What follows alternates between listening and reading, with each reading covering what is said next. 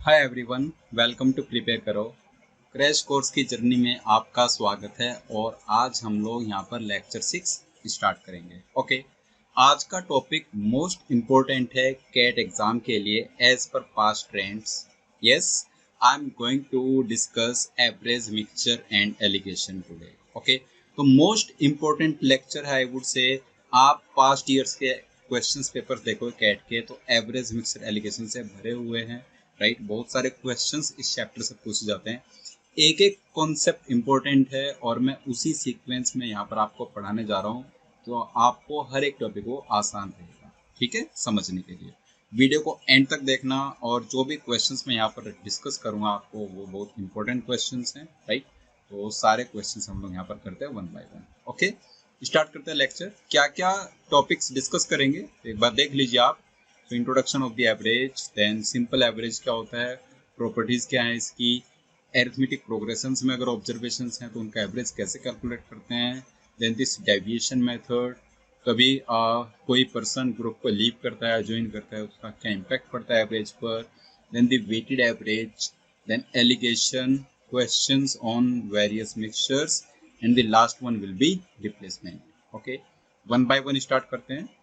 So average क्या है basically? So average है हमें एक बेसिकली ग्रुप का आइडेंटिफिकेशन हमें मिल जाता है उससे। जैसे मैं कहूँ कि मेरे पास में कुछ सेट ऑफ ऑब्जर्वेशंस हैं 20, 24, 15, 35 एंड लेट्स से 40। मुझे बेसिकली इस ग्रुप का एक ऐसा नंबर चाहिए जिससे मुझे थोड़ा एस्टिमेट मिल जाए कि अच्छा ये कुछ इस टाइप के नंबर्स हैं मेरे पास। Right, so average is basically the central value you can say in terms of sum and divided by number of observations. I am trying to say अगर आपको इन 5 नंबर्स का एवरेज कैलकुलेट करना है तो एवरेज किसके बराबर होगा? Average will be sum of these numbers. so 20 plus 24 plus 15 plus 35 plus 40 and divide by 5. Average is just an aggregate, right? जैसे आप अपने क्लास 10th का परसेंटेज कैलकुलेट करते हैं कि तुम्हारे परसेंटेज मार्क्स कितने हैं, राइट, या क्लास 12th के परसेंटेज मार्क्स कितने हैं, तो आप हर एक सब्जेक्ट का परसेंटेज आप देखते हो और उसको डिवाइड कर देते हो सम करके रिक्वायर्ड नंबर ऑफ सब्जेक्ट्स है जो भी आपके टोटल सब्जेक्ट्स है। Right, so that is called aggregate. उस टाइप का ही हम लोग एवरेज बोलते हैं। तो आज का डिस्कशन दो बातों पर होगा। एक एवरेज जहां पर हमारे पास में सिंगल ग्रुप होगा, जैसे यहाँ पर ये सिंगल ग्रुप है। अगर ऐसा एक ग्रुप है मेरे पास जिसमें ऑब्जर्वेशन है 20, 24, 15, 35 एंड 40, और ऐसी मैं कोई एक रैंडम ग्रुप और उठा लूँ, राइट, मतलब जहां पर मल्टीपल ग्रुप्स होंगे, तो उस केस में वेटेड एवरेज का राइट यूज होगा और उसको हम लोग अलग से पढ़ेंगे, ठीक है, आज के सेशन में। तो स्टार्ट करते हैं सिंपल एवरेज से। सिंपल एवरेज का फॉर्मूला क्या है? तो मान लेते हैं हमारे पास जो ऑब्जर्वेशन हैं, राइट, ऑब्जर्वेशन है x1, x2, x3 up to xn। ये एक सिंगल ग्रुप ऑफ ऑब्जर्वेशन है जिसमें n नंबर ऑफ ऑब्जर्वेशन है हमारे पास। तो इसका एवरेज क्या होगा? Average of these n observation is, इन सभी का सम कर दो, x1 plus x2 plus x3 up to xn, सभी ऑब्जर्वेशंस का सम कर दिया है, राइट, और divide by number of observations n। This is called average. Okay, simple average ऐसे ही हम लोग कैलकुलेट करते हैं। इसकी क्या क्या प्रॉपर्टीज हैं? ये कुछ प्रॉपर्टीज मैंने यहाँ पर लिस्ट की हुई है। एक एक प्रॉपर्टी इंपॉर्टेंट है, ध्यान से देखिए। फर्स्ट है average always lie between minimum and maximum observations. अगर आप किसी भी सेट का एवरेज कैलकुलेट करोगे तो मैक्सिमम और मिनिमम नंबर के बीच लाई करेगा। सेकंड स्टेटमेंट है सम ऑफ ऑब्जर्वेशंस किसके बराबर होगा? Average into number of observations, right. ये जस्ट एवरेज के फॉर्मूला को ही ऑल्टरनेट वे में आप लिखोगे तो सीधा आ जाएगा। Average is sum of observation upon number of observation, तो वहां से sum of observation is average into number of observations.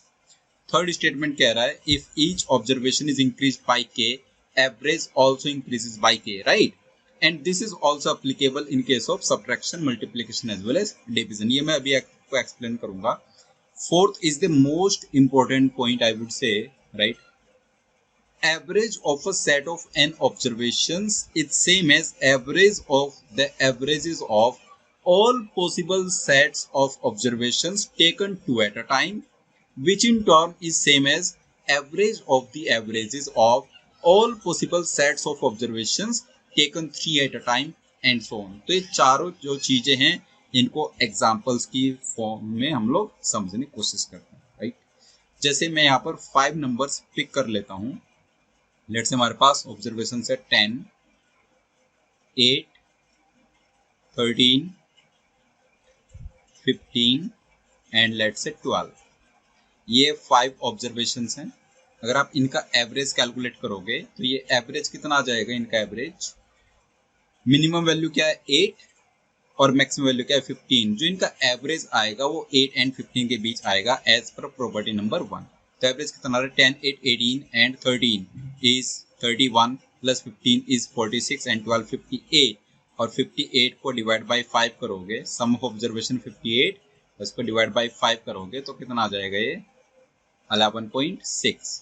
This 11.6 lies between 8 and 15 minimum and maximum observation. Okay, average को हम लोग क्या कह रहे हैं? Average is sum of observation is equal to sum of observation upon number of observation. OBS means observation, right, number of observations.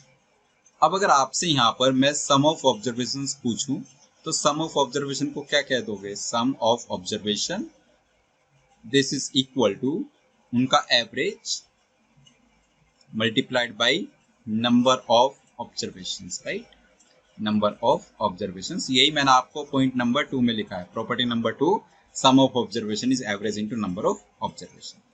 Property number 3 की बात करते हैं। If each observation is increased by K, average also increases by K.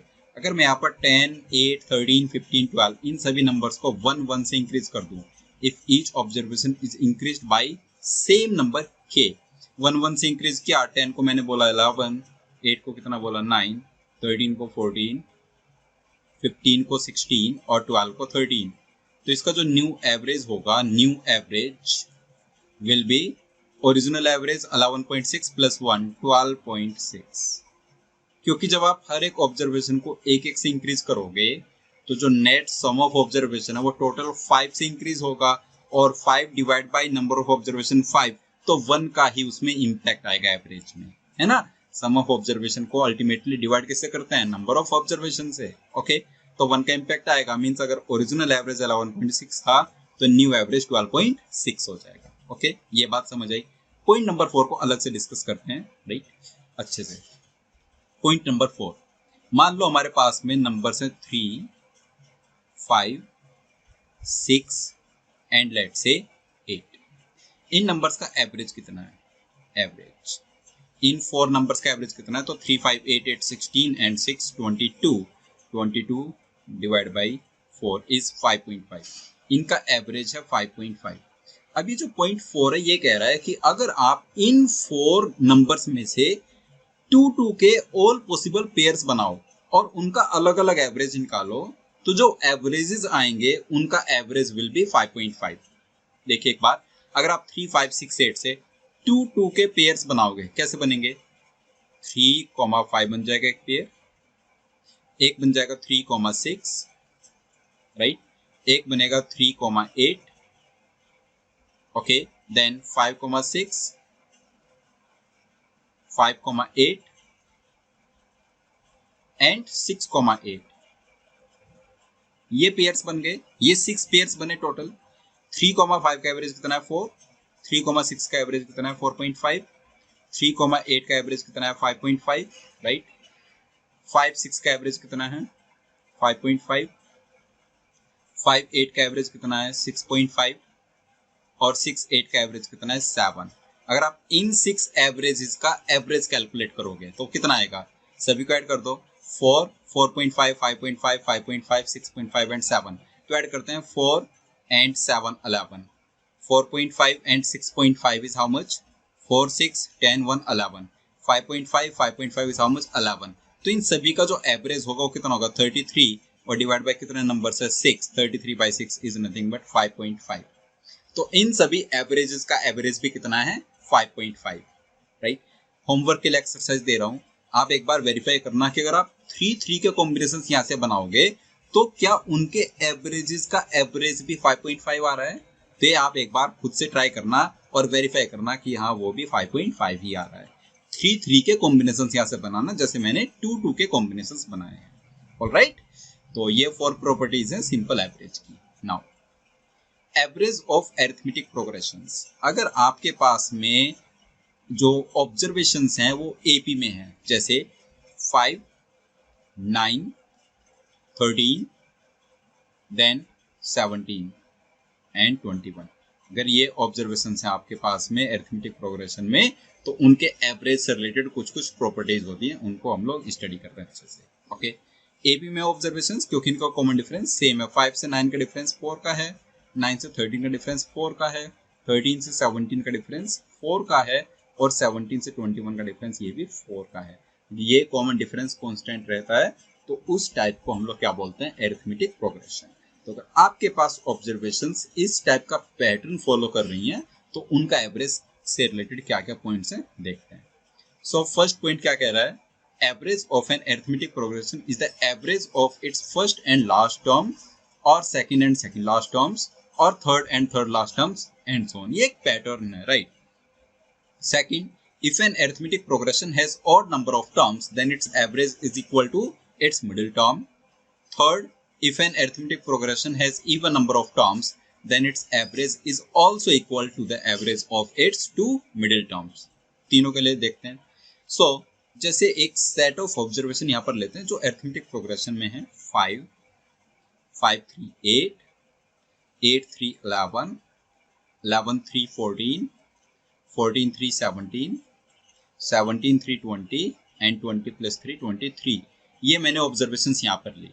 अगर आपको इन सभी का average calculate करना है तो किसके बराबर होगा वो आप निकाल सकते हो। इन सभी को ऐड कर दोगे तो ऐड ऐसे करो, 5 + 23, फर्स्ट एंड लास्ट टर्म को ऐड करो 28, 8 एंड 20 को ऐड करो 28, 11 एंड 17 को ऐड करो 28, 28 3 = 84 + 14 98, 98 डिवाइड बाई 7, ये इसका एवरेज आ गया 14, which is nothing but middle term. Middle term हमारा 14 है, राइट, क्योंकि यहाँ पर और नंबर ऑफ टर्म्स है, 7 टर्म्स हैं, तो मिडिल टर्म इज 14 और एवरेज भी हमारा क्या आया 14।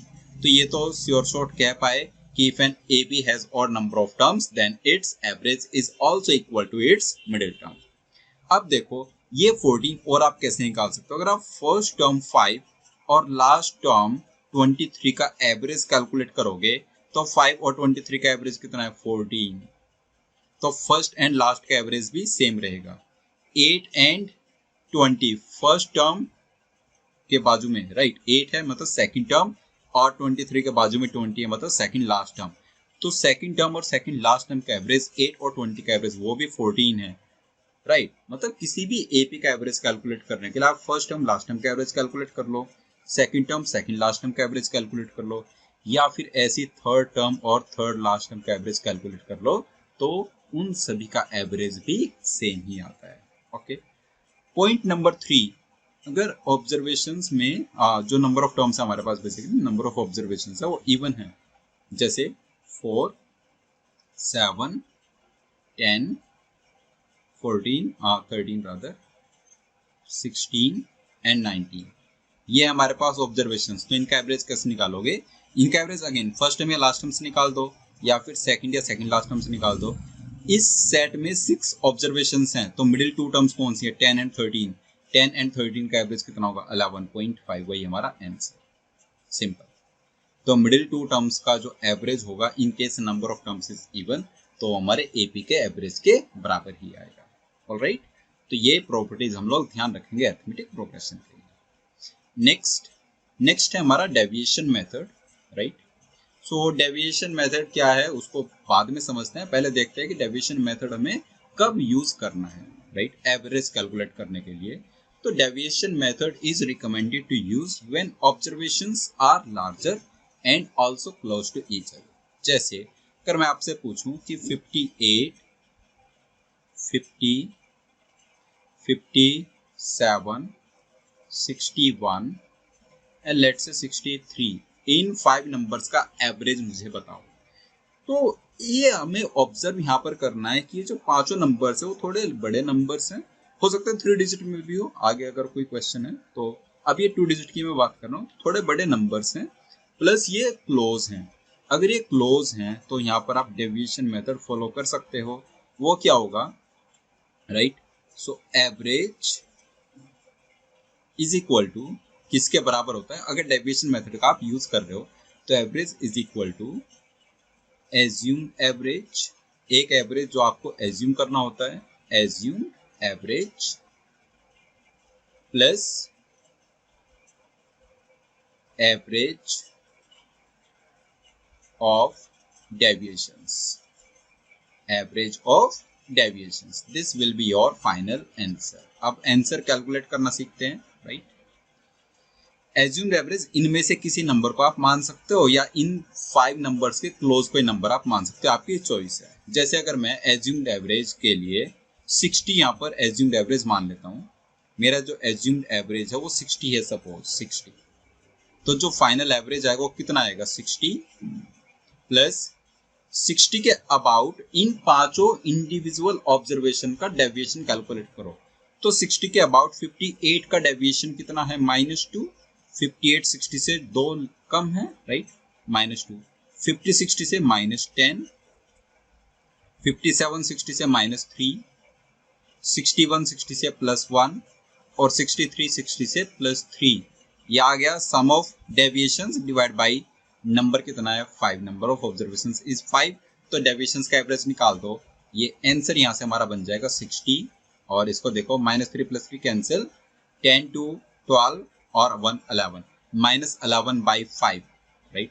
तो -2.2, 60 -2.2 कर देंगे, 57.8 हमारा फाइनल यहाँ से एवरेज आ जाएगा, राइट?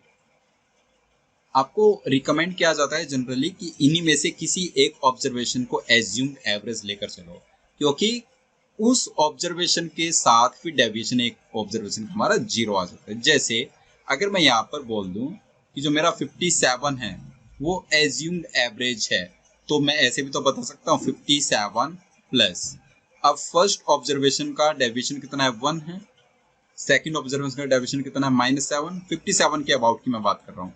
57 का डेविएशन 57 के साथ कितना है, 0, 61 का डेविएशन 57 के साथ कितना है, 4, और 63 का कितना है, 6, और डिवाइड कर दो 5 से, तो ये भी हम लोग यहाँ से एवरेज निकाल सकते हैं, कितना आ जाएगा, 57, ये कितना रहा है, 1 - 7 इज -6 + 6 0, 4/5 इज 0.8, 57 + 0.8 सेम नंबर आपका आ जाएगा 57.8। तो आपने एज्यूम्ड एवरेज कौन सा लिया है उसको ट्राई करते हैं हम लोग ऐसा कि इन्हीं में से कोई एक नंबर कंसीडर करें, सो दैट उस नंबर के अबाउट उसका डेविएशन हमारा 0 आ जाए। ऑलराइट, ये हमारा पूरा डेविएशन मेथड है। नेक्स्ट क्वेश्चन पर आ जाते हैं। क्वेश्चन 1 क्या कह रहा है, find the average of all the numbers less than 100 which when divided by 8 leaves a reminder of 5। Find the average of all the numbers less than 100। ठीक है, लेस देन 100 नंबर्स को हमें देखना है। 8 से डिवाइड होने पर 5 रिमाइंडर मिलना चाहिए, तो नंबर्स किस फॉर्म के होंगे, 8k + 5 फॉर्म के नंबर्स होंगे। 8 से डिवाइड होने पर 5 रिमाइंडर अगर आपको मिलता है तो नंबर्स होंगे 8k + 5 फॉर्म के। ठीक है, k को 0 रख दो, नंबर आ गया 5, k को 1 रख दो, नंबर आ गया 13, k को 2 रख दो, नंबर आ गया 21, k को 3 रख दो, नंबर आ गया 29, एंड सो ऑन। k को 12 रख दो, नंबर आ गया 101। पॉसिबल ही नहीं है क्योंकि मैं तो 100 से लेस चाहिए, तो k को 11 रखो, 11 8 88 + 5 93 will be the last number. Alright, now अब आप देखो ये पैटर्न क्या है, 8 8 हमने ऐड किया बेसिकली, 5 से 13 8 है कॉमन डिफरेंस, 13 से 21 कॉमन डिफरेंस 8 है, 21 से 29 कॉमन डिफरेंस 8 है। 8k + 5 फॉर्म का मतलब भी वही है, राइट, कि 8 का डिफरेंस रहेगा कॉन्जिक्यूटिव टर्म्स में। तो अगर ये नंबर्स अरिथमेटिक प्रोग्रेशन में है, क्या नहीं से इनका एवरेज होगा first term plus last term divide by 2। So 5 + 93 divided by 2 is how much? ये आ जाएगा 98 divided by 2 means answer is 49. I hope this is clear. 49 will be the average. Alright, आसान सा सवाल था, जस्ट अंडरस्टैंड करना था हमें प्रॉपर्टीज को। सेकंड क्वेश्चन है, there are 15 consecutive odd numbers in ascending order such that the average of last 9 of them is k. Find average of all 15 numbers in terms of k. 15 consecutive odd numbers हैं in ascending order, right? First number, second number, third number and so on. Last 9 कहाँ से start होंगे? तो last number तो होगा हमारा 15th number, basically 15 है। 7 से स्टार्ट होंगे, 7, 8, 15, ऐसे ये हमारे लास्ट 9 नंबर्स होंगे बेसिकली। ओके, ठीक है। और थर्ड से लेकर 6 तक ये हमारे फर्स्ट 6 नंबर्स होंगे। तो हमें क्या बताया हुआ है कि जो लास्ट 9 नंबर्स हैं, ये वाले 7 से 15 तक जो नंबर्स हैं, इनका एवरेज k है, राइट। 9 नंबर्स है 7 से 15 तक, क्या नहीं से कॉन्जुगेटिव ऑड नंबर्स हैं, तो ऑड नंबर्स जो कॉन्जुगेट होंगे जैसे 1, 3, 5, 7, 9, तो मतलब कॉमन डिफरेंस 2 का रहेगा। कॉन्जुगेटिव ऑड नंबर्स 2 के डिफरेंस पर रहेंगे। ओके, तो 7 से 15 तक जो भी मिडिल टर्म होगा वही हमारा एवरेज होगा, और वो एवरेज k दिया हुआ है। अब बताओ 7 से 15 तक आपको मिडिल टर्म कैसे निकालना है? तो 7 + 15 कर दो, 7 + 15 is 22, और उसका हाफ कर दो 11, तो यू कैन से जो 11th टर्म है is the average of last 9, that means 11th term is k। Alright, अब 11th टर्म k है और ये कॉन्जुगेटिव ऑड नंबर्स हैं। फर्स्ट से लेकर 15th तक का आपको एवरेज बताना है। फर्स्ट से 15th तक के लिए मिडिल टर्म क्या बनेगा? 1 + 15/2 कर दें, तो कहने से 8th term is the middle term, 8th term is the middle term. 11th term k है, 10th टर्म क्या होगा? k - 2, 9th टर्म क्या होगा? k - 4, और 8th टर्म क्या होगा? k - 6 will be your answer. I hope ये क्लियर हो गया है। -2 -2 -2 हमने किया, क्यों? क्योंकि कॉन्जुगेटिव ऑड नंबर्स है, कॉन्जुगेटिव ऑड नंबर्स वो भी असेंडिंग ऑर्डर में थे, तो 11th नंबर 10th से 2 ज्यादा है, 10th नंबर 9th से 2 ज्यादा है, 9th नंबर 8th से 2 ज्यादा है। आप कह सकते हो 11th नंबर 8th से 6 मोर है, तो अगर 11th नंबर k है तो 8 k - 6 होना चाहिए। ओके, नेक्स्ट आ जाता है पर्सन्स लिविंग और ज्वाइनिंग अ ग्रुप पर। ये स्टोरी यहाँ पर समझो, बहुत अच्छे से समझने की कोशिश करना। जैसे एक क्वेश्चन में यहाँ पर लिखता हूँ पहले, और फिर उसका एक्सप्लेनेशन समझेंगे, और फिर हम फॉर्मूला नोट डाउन कर लेंगे कि क्या फॉर्मूला यूज कर सकते हैं। सो क्वेश्चन है, क्या कह रहा है question? The average age of a group of 20 students is 17. When the age of their teacher is included, average increases by 1. Find age of the teacher. ये आपको बताना है। ओके, अब इस क्वेश्चन को करने के लिए एक तो आप मैथमेटिकल फॉर्मूला यूज कर सकते हो एवरेज का। तो आप कह सकते हो जो 20 स्टूडेंट्स है उनकी एज का सम कितना होगा? तो मैंने आपको बताया सम क्या होता है, number of observations into their average. तो उनका सम आ गया 17 × 20। ये आ गया sum of age of students. अगर इसमें टीचर की एज x ऐड कर दें, और टोटल नंबर ऑफ ऑब्जर्वेशंस कितना हो जाएगा? 21। पहले 20 स्टूडेंट्स थे, उसमें टीचर को इंक्लूड किया, तो new number of observations is 21, and this is our new average 18। यही तो है ना, 18 is the new average. So new average is new sum of observations upon new number of observations. यहाँ से आप x को डायरेक्टली बता सकते हो। सो 21 × 18 करोगे तो 18 × 20 इज 360, 378 बन जाएगा ये।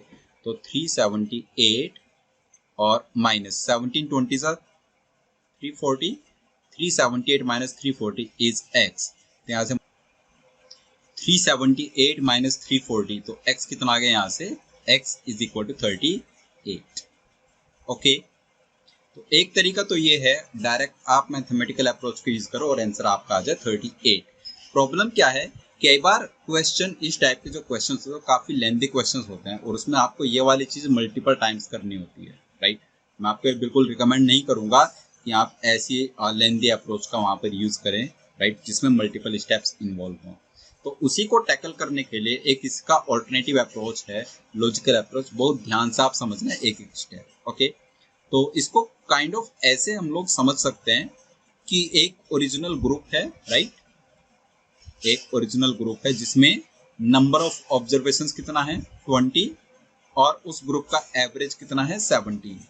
20 ऑब्जर्वेशंस हैं, 17 ग्रुप का एवरेज है। ओके, अब इसमें एक टीचर को हमें इंक्लूड करना है, एक ऑब्जर्वेशन को हमें इंक्लूड करना है, राइट।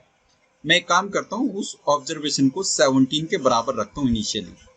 अगर वो ऑब्जर्वेशन 17 है, वाई 17, क्योंकि ओरिजिनल एवरेज भी 17 है, तो जस्ट ओरिजिनल एवरेज के बराबर ही कोई ऑब्जर्वेशन हमने ग्रुप में इंक्लूड की, राइट। तो इससे क्या होगा, इससे हमारा जो ग्रुप है उसका साइज बड़ा हो जाएगा, जो ग्रुप है उसमें नंबर ऑफ ऑब्जर्वेशन हो गए 21, लेकिन ग्रुप का एवरेज चेंज नहीं हुआ, 17 ओरिजिनली एवरेज था और 17 के बराबर ही आप ऑब्जर्वेशन उसमें ऐड कर रहे हो, तो एवरेज 17 ही रहा, वो चेंज नहीं हुआ। क्वेश्चन की रिक्वायरमेंट है कि एवरेज चेंज होना चाहिए, 1 से एवरेज इंक्रीज होना चाहिए, राइट। ये एवरेज 1 से इंक्रीज होना चाहिए, तो जो हमारा एवरेज होगा फाइनल बेसिकली वो 18 होना चाहिए और नंबर ऑफ ऑब्जर्वेशंस 21 होने चाहिए।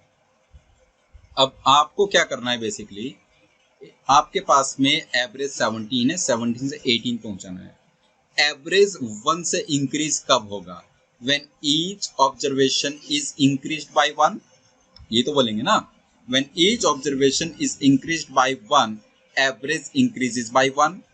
एवरेज तो इंक्रीज कर रहा है 1 से, लेकिन ईच ऑब्जर्वेशन 1 से इंक्रीज नहीं कर रही। जो 20 ऑब्जर्वेशन है वो तो हमारी फिक्स है ना, सिर्फ टीचर से ही हमें कुछ बैलेंस करना होगा। तो अगर आप चाहते हो ईच ऑब्जर्वेशन 1 से इंक्रीज करे, टोटल 21 ऑब्जर्वेशन हैं, तो आप टीचर को 21 एक्स्ट्रा प्रोवाइड कर दो, राइट। अगर आप टीचर को 21 एक्स्ट्रा प्रोवाइड कर दोगे तो बेसिकली आप इनडायरेक्ट वे में कह रहे हो कि ईच ऑब्जर्वेशन को आपने 1 एक्स्ट्रा प्रोवाइड कर दिया, क्योंकि 21 ऑब्जर्वेशंस थे फाइनली, तो 21 एक्स्ट्रा प्रोवाइड किया। अब टीचर कितना हो गया, 17 यहाँ पर है और 21 यहाँ पर, कहने से टीचर इज 21 प्लस 17 38। ऐसा ये लॉजिकल फ्लो है, इसको समझो, क्योंकि आने वाले क्वेश्चंस में इस टाइप की ही चीजें हम लोग यूज करेंगे। ओके, आई होप ये चीज क्लियर हो गई है। ऐसी पर्सन लिविंग के केस में भी हम लोग आराम से समझ सकते हैं। ओके, नाउ डायरेक्ट फॉर्मूला अब इसका हम लोग नोट डाउन कर लेते हैं पर्सन्स लिविंग और ज्वाइनिंग के केस में। सो फर्स्ट है वैल्यू ऑफ ऑब्जर्वेशन ज्वाइनिंग। अगर कोई ऑब्जर्वेशन ज्वाइन करता है ग्रुप को, तो उसकी वैल्यू आप कैसे निकालोगे। उसके लिए original average 17, right, final average 18, initial average 17, right, और फाइनल नंबर ऑफ ऑब्जर्वेशन 21 करके देखो एक बार। तो 17 plus 18 minus 17 is 1 into 21, so 17 plus 21 is 38, सीधा आ जाएगा, राइट। और ऐसे ही ऑब्जर्वेशन लिविंग के केस में कैसे करते हैं, ऑब्जर्वेशन लिविंग के केस में तो उसके लिए ये वाला फॉर्मूला है, value of observation living is original average. अच्छा, ओरिजिनल एवरेज और इनिशियल एवरेज एक ही बात है, ओके। ओरिजिनल एवरेज में से माइनस करना है, ज्वाइनिंग के केस में यहाँ प्लस साइन है और लिविंग के केस में यहाँ माइनस साइन है, बस इतना सा डिफरेंस है, ये हमें डिफरेंस याद रखना है, ठीक है। तो original average minus final average minus initial average into final number of observations. जब पर्सन लीव करेगा, जब ऑब्जर्वेशन लीव करेगी, तो final number of observation initial number of observation से कम होगा, और जब कोई ज्वाइन करता है ग्रुप को, तो final number of observation initial number of observation से इंक्रीज करेगा, ठीक है, ये ध्यान रखना है। क्वेश्चंस पर आ जाते हैं। क्वेश्चन 1 क्या कह रहा है, average age of a family of 5 members is the same as it was 5 years ago. There is no change in the family except that the elder daughter was replaced by the daughter-in-law. If the age of the elder daughter-in-law is 48 years, how old is the daughter-in-law? Elder daughter की जो as है अगर वो 48 है, तो daughter in law की as कितनी होगी। ध्यान से समझना क्वेश्चन को। 5 years ago, 5 years ago, let's say ये एवरेज था x, ये एवरेज x था। तो प्रेजेंटली एवरेज कितना होना चाहिए था? प्रेजेंटली ये जो एवरेज है वो कितना होना चाहिए था? कितने लोग हैं? Number of observations is 5। 5 साल पहले इनका जो एवरेज था वो x था। 5 साल में हर एक की एज 5 ईयर्स से ग्रो की, तो कहने से एवरेज भी 5 से इंक्रीज होना चाहिए था। तो एवरेज हमारा कितना होना चाहिए था? x प्लस 5 होना चाहिए था, राइट। बट क्या हमारा एवरेज x प्लस 5 हुआ? No, right. There is no change in the family. Average है, average of the family of 5 members is same as today as it was 5 years ago. जितना average 5 years अगो था उतनी average आज भी है। तो average change नहीं हुआ। तो एवरेज चेंज नहीं हुआ, दैट मीन्स जो हमारा ये एवरेज 5 से बढ़ना चाहिए था, मतलब जो सम ऑफ ऑब्जर्वेशन है, basically sum of observation, sum of observation कितने से बढ़ना चाहिए था? 5 से एवरेज बढ़ रहा है तो सम ऑफ ऑब्जर्वेशन 5 into 5 से बढ़ना चाहिए था ना, क्योंकि नंबर ऑफ फैमिली मेंबर्स 5 ही तो है, इनिशियली भी फाइनली भी। तो जो सम ऑफ ऑब्जर्वेशन 25 से बढ़ना चाहिए था वो हमारा नहीं बढ़ा, राइट। सम ऑफ ऑब्जर्वेशन 25 से बढ़ना चाहिए था वो हमारा नहीं बढ़ा। क्यों नहीं बढ़ा? क्योंकि जो मेंबर 48 ईयर्स का गया है और जो मेंबर फैमिली में आया है उनकी एज में डिफरेंस है। अगर उनकी एज में डिफरेंस नहीं होता तो सम ऑफ ऑब्जर्वेशन डेफिनेटली 25 से इंक्रीज करता और हमारा एवरेज 5 से इंक्रीज करता। अब क्या हुआ? उनकी एज में डिफरेंस है। तो मुझे ये बताओ, अगर किसी के आने से कोई ग्रुप में आया और उससे एवरेज ग्रुप का कम हो गया, तो कहने से जो आया है वो कम एज का आया है, तो जो डॉटर इन लॉ है उसकी एज कितनी हो जाएगी? 48, और जिससे हमारा सम ऑफ ऑब्जर्वेशन कम हुआ 25, तो 48 माइनस 25, आंसर कितना आ जाएगा? 23। सिंपल। ओके, ये वाली टेक्निक हम लोग फॉलो करेंगे, फटाफट इससे आंसर आएंगे। ऑलराइट गाइस, तुमने क्या देखा?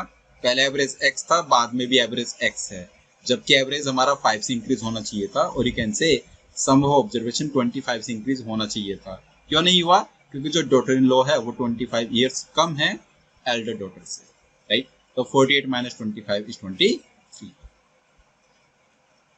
नाउ नेक्स्ट क्वेश्चन भी सिमिलर लाइंस पर है, ध्यान से देखते हैं। इन 1950 the average age of a family of 20 members is 38 years.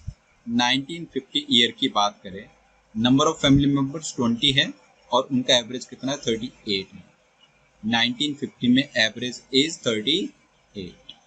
Okay, in 1957 a family member aged 60 died and a child was born in the family। मतलब अभी भी टोटल नंबर ऑफ मेंबर्स 20 ही है।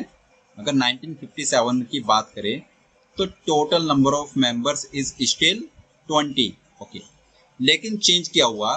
एक फैमिली मेंबर जिसकी as 60 थी वो चले गया, और एक फैमिली मेंबर चाइल्ड जिसकी एज अभी 0 है, चाइल्ड इज बोर्न, तो जिसकी एज 0 है वो आ गया। तो बेसिकली सम ऑफ ऑब्जर्वेशन 60 से कम हो गया। ये बोल पा रहे, सम ऑफ ऑब्जर्वेशन 60 से कम हो गया। -60 प्लस 0 इज -60। ओके, सो 1950 में अगर एवरेज 38 था, 1957 में एवरेज कितना होना चाहिए था? 50 से 57 7 ईयर्स। हर एक पर्सन की एज 7 ईयर से बढ़ जाती, तो 38 प्लस 7 ये एवरेज 45 होना चाहिए था। बट कितना हुआ? 45 में से 60 सम ऑफ ऑब्जर्वेशन चले गया, 60 और divide by number of observation 20, तो 45 में से 3 गया, ये एवरेज 42 बचा। ठीक है, 1957 में एवरेज कितना है? 42। अब next 1961 another family member aged 80 died and another child was born in the family। अब 1961 की स्टोरी देखते हैं। 1961 में एक फैमिली मेंबर जिसकी एज 80 थी died and another child was born, मतलब -80 प्लस 0 इज -80। तो सम ऑफ ऑब्जर्वेशन 80 से कम हो गया, तो जो यहाँ पर एवरेज आएगा निकल कर कितना आएगा? ओरिजिनल एवरेज 42 था 1957 में, 4 ईयर्स का गैप है तो 46 होना चाहिए था, राइट। 46 यहाँ पर होना चाहिए था। हर एक फैमिली मेंबर की एज 4 से बढ़ जाती, 46 -80 जो सम ऑफ ऑब्जर्वेशन कम हुआ, और 80 divide by number of observation 20, तो ये हमारा एवरेज यहाँ पर 42 रहेगा, राइट। अब पूछा है क्वेश्चन में, if there were no other changes in the family find the average age of family 1970। फटाफट आंसर कर पाओगे। 1970 में एज कितनी होगी? एवरेज एज 42 से, राइट, कितना बढ़ जाएगा? 42 प्लस 9, आंसर आ जाएगा 51 ईयर्स। आई होप क्वेश्चन आपको क्लियर हो गया है, राइट। 9 से क्यों बढ़ा? क्योंकि 61 से 70 9 ईयर्स का गैप है, हर एक मेंबर की एज 9 से इंक्रीज कर जाएगी, तो average will also increase by 9। Alright, तो इस टाइप से हम लोग आंसर कर पा रहे हैं। नाउ अब नेक्स्ट है कॉन्सेप्ट मल्टीपल ग्रुप्स का एवरेज कैसे कंप्यूट करना है। So this is weighted average, right. अब इसको एग्जांपल से देख करके चलो। Let's say there are 3 classes in a school, right. Class A, right, class A, class B and class C. 3 classes हैं, A, B and C. Class A में number of students हमें दिया हुआ है, नंबर ऑफ स्टूडेंट्स, तो class A में है से 20 स्टूडेंट्स, क्लास बी में है 30 स्टूडेंट्स और क्लास सी में है 40 स्टूडेंट्स। और मैं नंबर ऑफ स्टूडेंट्स को रिप्रेजेंट कर रहा हूँ F1 से। F1 is 20, F2 is 30 and F3 is 40। ये नंबर ऑफ स्टूडेंट्स हैं। क्लास ए में जो स्टूडेंट्स हैं उनकी एवरेज एज हमें दी हुई है। तो क्लास ए की जो एवरेज एज है X1 वो है हमारे पास 16। क्लास बी की जो एवरेज एज है X2 वो है हमारे पास 18 और क्लास सी की average age X3, let's say this is 19, right. अब क्वेश्चन क्या पूछा गया है, if all the 3 classes are combined together, तो उनकी एवरेज एज क्या होगी? जब आप ए बी सी तीनों को कंबाइन कर दोगे तो बेसिकली आपको ओवरऑल एवरेज यहाँ पर कैलकुलेट करना है। ओवरऑल एवरेज या फिर वेटेड एवरेज इसको हम लोग बोलते हैं। तो बेसिकली 3 ग्रुप्स हैं, group A, class A is group 1, class B is group 2 and class C is group 3। तो ऐसे केस में आपको वेटेड एवरेज इनका कैलकुलेट करना है एक्स बार। तो एक्स बार क्या होता है, आपको क्या करना है, sum of age of all the students in 3 classes combined together. Class A में जो 20 स्टूडेंट्स हैं उनकी एज का सम कितना होगा? 16 टाइम्स 20, राइट। क्लास बी में जो स्टूडेंट्स हैं उनकी एज का सम कितना होगा? 18 टाइम्स 30। सम क्या होता है? Average into number of observations. And class C में जो हमारे पास स्टूडेंट्स हैं 40 स्टूडेंट्स, उनकी एज का सम कितना होगा? 19 into 40, right. Divide by total number of students कितना होगा? सो 20 30 40 का सम 20 प्लस 30 प्लस 40, राइट। तो बेसिकली हमारे पास जो फॉर्मूला आएगा वो क्या आएगा? X bar is equal to F1 X1 plus F2 X2 plus F3 X3 divide by F1 plus F2 and plus F3। ये हमारे पास एक फॉर्मूला इसका आ जाएगा। Whatever be the number of groups, इसको फर्दर एक्सटेंड कर सकते हो। F4 X4 अपॉन में आ जाएगा plus F4, F5 X5 upon में आ जाएगा plus F5 and so on, ठीक है। तो एक्सटेंड आराम से कर सकते हैं। ओके, नाउ ये जो F1 F2 F3 हैं इनको क्या कहते हैं? So F1 F2 F3 are called weights. इनको वेट हम लोग बोलते हैं, weight are called weights. Weights means ये जो 16 है वो कितना टाइम्स आया है, ये 18 है वो कितना टाइम्स आया है, ये जो 19 है वो कितना टाइम्स है, ये वेट इसका बताएगा। 19 40 टाइम्स आया है, आप ऐसा कह सकते हो, राइट, ठीक है। Now also you can write, ये फर्स्ट पॉइंट है। Now you can also right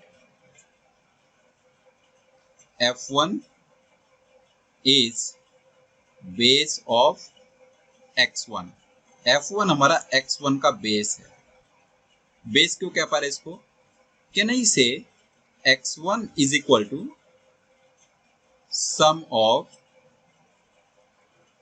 age of students, sum of age of students in class A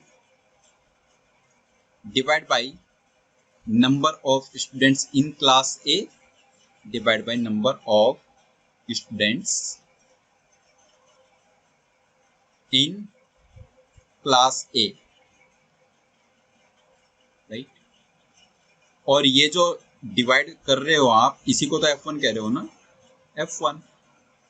that's why F1 को हम लोग क्या कह रहे हैं, F1 is the base of X1। ऐसे ही F2 is the base of X2, F3 is the base of X3। तो वेट्स क्या होंगे, weights are basis of X1, X2, X3 respectively, right. F1, F2, F3 ये base है X1, X2, X3 का। Okay, ये चीज बहुत इंपॉर्टेंट है, क्योंकि जब क्वेश्चन आप सॉल्व करोगे तो वहां पर बेस को आइडेंटिफाई करना बहुत जरूरी हो जाएगा। ऑलराइट, ठीक है। अब हम दो ग्रुप से स्टिक करेंगे और वहां से प्रॉपर्टीज इसकी समझने की कोशिश करेंगे आगे, right. So now there are only two groups, group 1 and group 2। Group 1 का जो वेट है F1 है, ग्रुप 2 का वेट क्या है, F2। ग्रुप 1 का एवरेज X1 एंड ग्रुप 2 का एवरेज X2। बस ये आप ध्यान से देख करके चलो। फर्स्ट पॉइंट क्या है, तो जो वेटेड एवरेज है X बार वो किसके बराबर है, F1 X1 plus F2 X2 divide by F1 plus F2। ये हमारा वेटेड एवरेज के लिए फॉर्मूला है, right. Now point number 2, X bar always lie between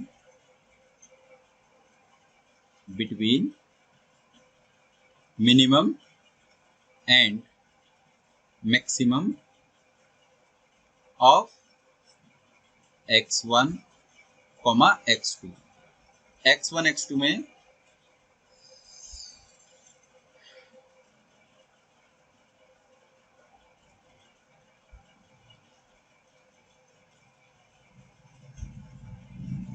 between X1 and X2, जो हमारा X बार है वो X1 एंड X2 के बीच लाई करेगा। अगर प्रीवियस एग्जांपल में देखकर चले यहाँ पर, तो यहाँ पर वो X1, X2, X3 के मिनिमम और मैक्सिमम के बीच लाई करेगा, ठीक है।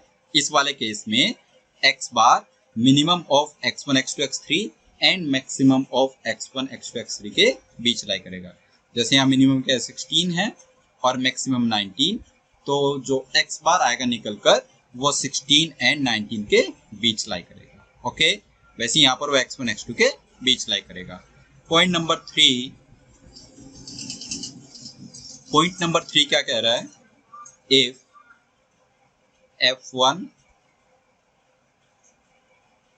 इज इक्वल टू F2, अगर F1 F2 बराबर है देन क्या होगा, X bar is equal to X1 plus X2 divide by 2। उस केस में जो हमारा X बार है वो X1 प्लस X2 बाई 2 बन जाएगा। Okay, number 4, X bar with F1 ratio F2 is as good as X bar with F1 and F2।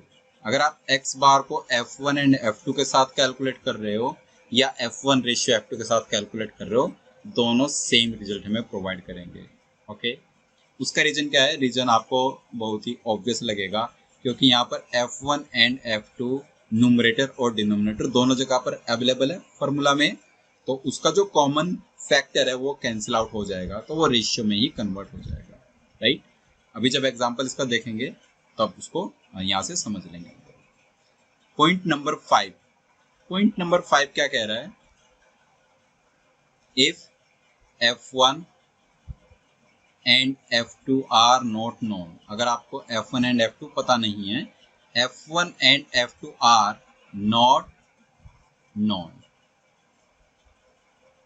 But x1 is equal to x2 is equal to k, say, right? Then x bar, right? Then x bar is also equal to k. तब उस case में हमारा x बार भी क्या होता है, k के बराबर होता है। तो ये सारी चीजें देखते हैं एग्जाम्पल से, राइट? पहले पॉइंट नंबर 5 की बात कर लेते हैं फटाफट से। अगर आपको f1 एंड f2 नहीं दिए हुए हैं लेकिन x1 x2 दोनों k के बराबर है, तो यहां से क्या रिजल्ट दिखेगा आपको, x bar is equal to f1k plus f2k upon f1 plus f2। जब आप न्यूमरेटर में k कॉमन लोगे तो न्यूमरेटर में क्या बचेगा, f1 प्लस f2, और डिनोमिनेटर में f1 प्लस f2, तो हमारा x बार k के बराबर यहाँ से आ जाएगा। ओके, तो प्रॉपर्टी 5 तो आपको क्लियर होनी चाहिए फटाफट से। नाउ इससे नेक्स्ट चलते हैं, नेक्स्ट पॉइंट देखो, एक एग्जांपल यहाँ पर बेसिकली ले लेते हैं हम लोग इसको पूरे को समझने के लिए, right? Group 1, group 2, number of observation group 1 में कितना है 20, ग्रुप 2 में कितना है 30, right? Total number of observation 20 and 30 आ गया f1 एंड f2। और x1 कितना है, x1 इज लेट से 16 एंड x2 इज लेट से 18 या फिर 19 मान लो इसको, x2 इज 19। अब हमें यहाँ पर x बार कैलकुलेट करना है, राइट? तो x बार कितना आ जाएगा, फॉर्मूला से अगर आप देखें, x bar is equal to 20 into 16 f1 into x1 plus 30 into 19 f2 into x2 upon 20 plus 30 f1 plus f2, right? ऐसे सोल्व करने पर x बार कितना आ रहा है, 20 16 जा 320 और 570, 320 and 570, 5 3 8, so 890 divided by 20 30 is 50, तो आ रहा है 17.8, 17.8, ऑलराइट, ठीक है, 17.8 हमारा x बार आ गया। अब मैं क्या कह रहा हूं आपको कि जो हमारा x बार है वो 16 19 के बीच लाई कर रहा है, समझ आ रहा है? 17.8 लाइज बिटवीन 16 एंड 19। नेक्स्ट अगर आप देखो, in case f1 and f2 का रेशियो आप कंप्यूट कर लेते हैं, तो रेशियो आ रहा है 2:3। अब 2:3 के साथ x बार कैलकुलेट करो, x bar is equal to 2 into 16 plus 3 into 19, 2 into 16 plus 3 into 19 upon 2 plus 3। अगर आप ये कैलकुलेट करते हो तो क्या रिजल्ट आएगा, तब भी तो आप क्या पाओगे ना, 89/5, आंसर स्टिल 17.8। तो आप f1 एंड f2 का रेशियो प्रीफर करेंगे जब भी क्वेश्चन में, राइट? ये आपको इस टाइप का डेटा दिया हुआ होगा, राइट? तो try to first figure out f1 ratio f2 और f1 ratio f2 ratio f3। अगर आपके पास 3 ग्रुप्स या फिर उससे भी ज्यादा है तो हम वैसे ही रेशियो कैलकुलेट वहां पर कर लेंगे, ऑलराइट, ठीक है। ओके, अब यही x बार जो 17.8 आया उसी को निकालने का ऑल्टरनेट वे देखो, राइट? सो x1 16 है और x2 19। 16 19 का डिफरेंस कितना है, 3 का। 16 19 का जो गैप है वो 3 का गैप है। इस 3 के गैप को आप वेट्स के रिवर्स रेशियो में स्प्लिट कर दो। जैसे ये 2:3 है तो यहाँ पर आप 3:2 कैलकुलेट करो, राइट? तो 3 वाला पार्ट कितना आ जाएगा, 3/5 इंटू 3, और 2 वाला पार्ट कितना आएगा, 2/5 इंटू 3। 3/5 इंटू 3 इज 1.8 और 2/5 इंटू 3 इज 1.2। मतलब क्या है कि आप 16 से 1.2 राइट चले जाओ या फिर 19 से 1.2 लेफ्ट चले जाओ, आपका आंसर आ जाएगा। तो your answer is either 16 plus 1.8 और 19 माइनस 1.2 ऐसे करके भी आप अपना आंसर निकाल सकते हो। 19 माइनस 1. ओके, बात सेम ही है, तब भी हमारा आंसर 17.8 यहाँ से आ जाएगा। आई होप ये पॉइंट क्लियर हो गया है। नाउ नेक्स्ट पर चलते हैं। अगर ये जो वेट्स हैं F1 एंड F2 दोनों बराबर हो जाएं, राइट, तो हमारा फॉर्मूला क्या है, x bar is equal to F1 x1 plus F2 x2 divide by F1 plus F2. So what I am saying, if F1 and F2 are equal, if F1 is equal to F2, it implies आप 1:1 बोल सकते हो, F1 ratio F2 is 1:1. तो जो x बार है वो कैसे आएगा, 1 into x1, 1 into x2, 1 plus 1 से डिवाइड करेंगे इसको, तो x बार किसके बराबर होगा, x1 plus x2 divide by 2 के बराबर। ओके, ठीक है, F1 एंड F2 अननोन है और उसमें x1 x2 बराबर आ जाए तो हमारा x बार भी उनके बराबर आ जाता है। तो सारी प्रॉपर्टी हमने देख ली। अब नेक्स्ट बात करते हैं रेंज ऑफ x बार की, कि x बार की रेंज हमें कैसे कैलकुलेट करनी है, right, range of x bar. Next point है रेंज ऑफ x बार, जो वेटेड एवरेज हमारा आ रहा है उसकी रेंज कैसे कैलकुलेट करते हैं। तो 2 पॉइंट्स आप लोग नोट डाउन कर लो। फर्स्ट पॉइंट है, if F1 is greater than F2, अगर F1 हमारा F2 से बड़ा है, right, then x bar lies between x1 and x1 plus x2 divide by 2। तब हमारा x बार x1 के and x1 plus x2 by 2 के बीच लाई करेगा। और point number 2, if our F1 is less than F2, जब F2 बड़ा हो जाएगा तो जो हमारा x बार है, x bar will lie between x2 and x1 plus x2 upon 2। Okay, ये 2 पॉइंट्स हैं। सो F1 ग्रेटर है F2 से तो x बार हमारा x1 की तरफ चले जाएगा, और अगर F2 हमारा F1 से ग्रेटर है तो जो x बार है वो x2 की तरफ चले जाएगा।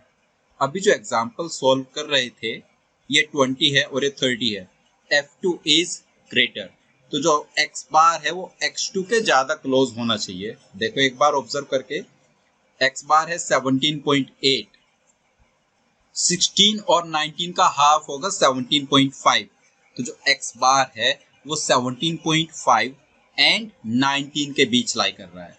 17.5 से बड़ा है और 19 से छोटा है 17.8, तो x बार की रेंज हम लोग ऐसे बता पा रहे हैं। ओके, ये वाला पार्ट हुआ।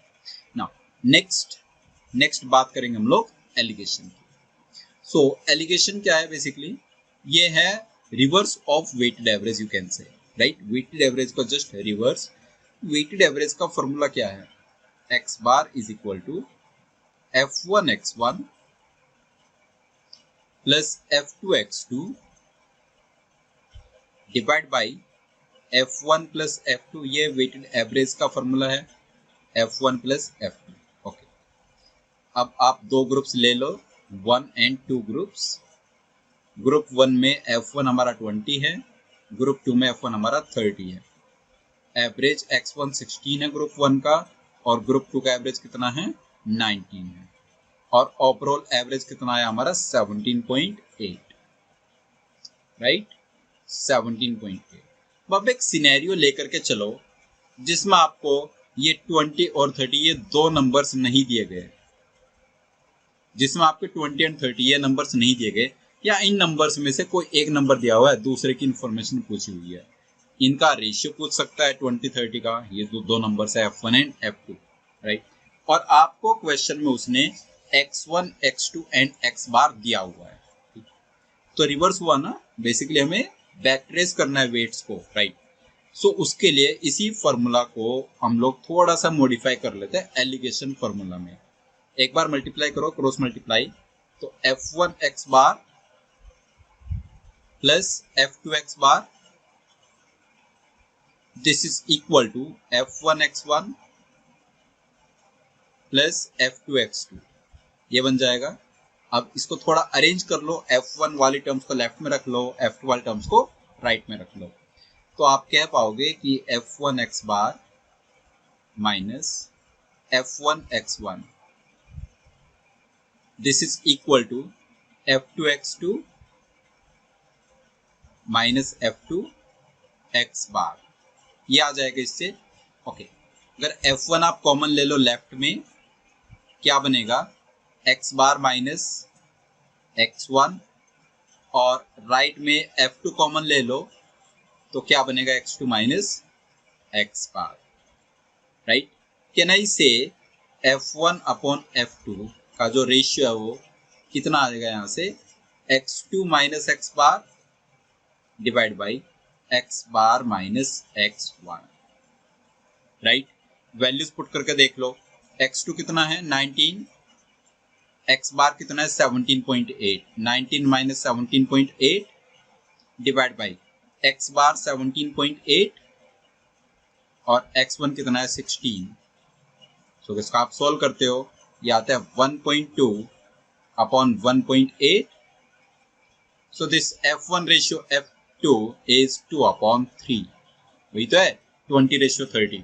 तो अगर 20:30 ये आपसे हाइड कर लेता है, ये आपसे पूछा जाता है बेसिकली, तो आप 16, 19 और 17.8 की हेल्प से 2/3 स्ट्रेट अवे बता सकते हो, राइट।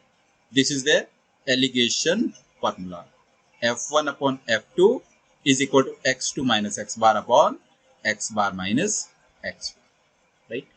फॉर्मूला को आप चाहो तो याद रख सकते हो, बट हम जनरली एग्जाम में ट्राई करते हैं कि ये जो वैल्यूज लिखे हैं उन्हीं से आंसर अपना फिगर आउट कर लें, राइट। कैसे करते हैं, ये जो 16 और 17.8 है इनका डिफरेंस राइट साइड में लिखो आप इसी डायगोनल पर, तो 16 और 17.8 का डिफरेंस कितना है 1.8, ये आ गया यहाँ पर 1.8।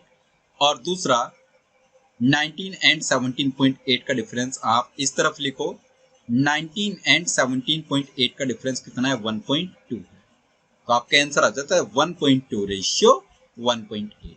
आगे इस पूरे चैप्टर में पूरे जो हम लोग क्वेश्चन यहाँ पर डिस्कस करेंगे, सभी सवाल, उन सभी में ये वाला मेथड यूज करेंगे ऐसे लिखने का, राइट, डायगोनल्स की फॉर्म में। तो 1.2 रेशियो 1.8, अगेन क्या आ रहा है 2:3। ओके, ठीक है। तो this is alligation. I hope सारी जो पार्ट है अभी तक का आपको क्लियर हो रहा है, राइट। नाउ अब बात करते हैं हम लोग क्वेश्चंस ऑन मिक्सचर्स की। जैसे कई बार आपको बताएगा अल्कोहल एंड वाटर को मिक्स किया गया है, राइट, या मिल्क एंड वाटर को मिक्स किया गया है, तो उसमें भी हम लोग ये वेटेड एवरेज और एलिगेशन इनका यूज कर पाते हैं, राइट। अभी क्वेश्चन के थ्रू इसको समझते हैं कि कैसे हम वहां पर एलिगेशन का यूज कर पाएंगे मिक्सचर्स में भी। ओके, नाउ क्वेश्चन नंबर 1 क्या कह रहा है, the average marks of the students of 3 classes A, B and C are 76, 83 and 69.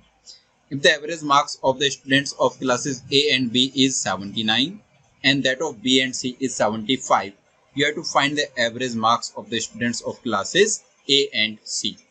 आपको इसने बताया कि A and B का जो एवरेज है, A and B का इंडिविजुअल एवरेज कितना है 76 एंड 83 है, और जो इनका टोटल एवरेज है A and B का कंबाइंड वो है 79, ये लिखा है ना 79। ऐसे ही B एंड C का इंडिविजुअल एवरेज कितना है, B का है हमारा 83 और C का है 69, और इनका कंबाइंड एवरेज कितना है 75 है। तो अगर आप ध्यान से देखें तो बेसिकली ये x1 है, ये x2 है, और ये क्या है x बार है, राइट। तो इनसे हम A एंड B क्लास के जो स्टूडेंट्स उनका रेशियो निकाल सकते हैं आराम से। A एंड B का रेशियो निकालो तो 83 से 79 का डिफरेंस कितने का है 4 का है, और 76 से 79 का डिफरेंस कितना है 3 का। तो A एंड B का रेशियो आ गया 4:3, सिंपल। ऐसे ही B एंड C का रेशियो निकालो, 69 75 का डिफरेंस 6 है, और 75 83 का डिफरेंस कितना है 8 है। 6:8 is 3:4 ratio 4। A and B का रेशियो है 4:3, B एंड C का रेशियो 3:4। अगर आप ये देखो यहाँ पर 3 और 3 बराबर है, तो तो कैन आई से ए बी सी का जो रिजल्टेंट रेशियो है ए बी सी वो आ जाएगा 4:3:4, 3:4। क्वेश्चन में क्या पूछा है, find the average marks of the students of classes A and C. आपको सिंपल ए एंड सी का एवरेज बताना है। ए एंड सी का एवरेज कैसे बताओगे, ए का इंडिविजुअल एवरेज कितना है 76 है, सी का कितना है 69 है, और ए एंड सी को किस रेशियो में मिक्स किया गया है 4:4 है ना, 4:4 इज 1:1, 1:1 में। तो इसका x बार कितना आ जाएगा straight away 76 + 69 divide by 2। So x bar is 145/2 right, और 145/2 कितना होगा 72.5 आवर आंसर। आई होप ये क्लियर हो गया है। तो ए एंड सी का एवरेज ऐसे हम लोग यहाँ पर कैलकुलेट कर सकते हैं। Now next question, the mixtures are two mixtures contain milk and water in the ratios 3:2 and 7:3 respectively. They are mixed in such a way that the resultant mixture contains milk and water in the ratio 67:33. So find the ratio in which two mixtures are mixed. Okay, देखते हैं। So यहाँ पर two mixtures हैं। इस type के questions की मैं बात कर रहा था, questions based on mixture. Mixture 1 and mixture 2, there are two mixtures, right? Mixture 1 and mixture 2। क्या दिया हुआ है, मिक्सचर 1 में मिल्क एंड वाटर का रेशियो 3:2 और मिक्सचर 2 में मिल्क एंड वाटर का रेशियो है 7:3। पूछा गया find the ratio in which the two mixtures are mixed.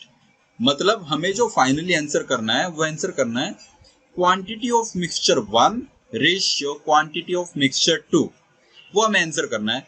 मतलब जो हमारा F1 है वो क्या होना चाहिए क्वांटिटी ऑफ मिक्सचर 1, F2 क्या होना चाहिए क्वांटिटी ऑफ मिक्सचर 2।